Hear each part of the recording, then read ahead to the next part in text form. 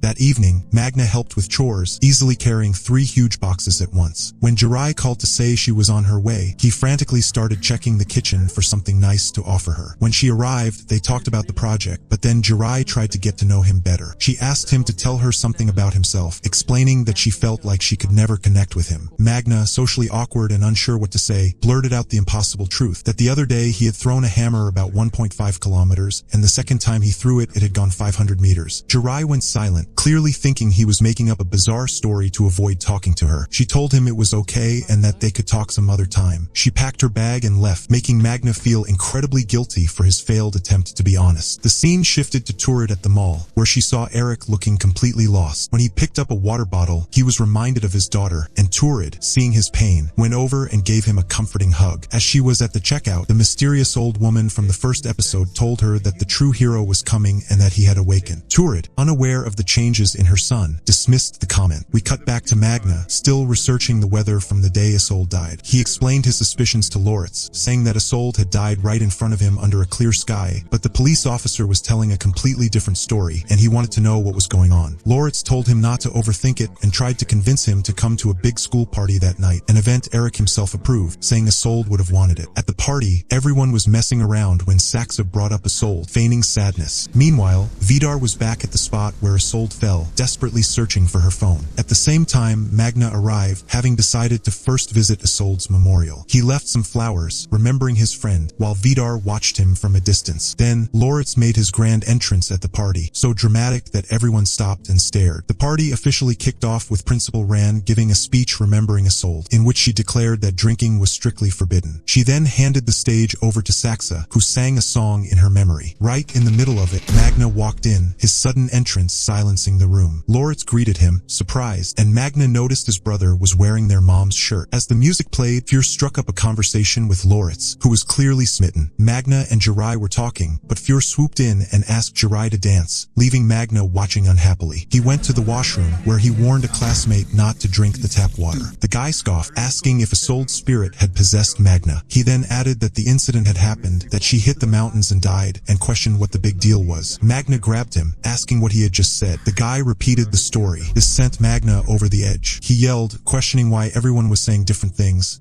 The police mentioning lightning while the classmate mentioned mountains, and demanded to know the truth. Realizing he was losing control, Magna let go and decided to leave. As Magna was leaving, Fear took over the music. The moment his chosen song started, the atmosphere changed. The other kids backed away as Fear and Saxa began a bizarre, inhuman dance, their bodies twisting and jerking as if their bones were breaking. Loritz joined in, somehow knowing all the creepy, unsettling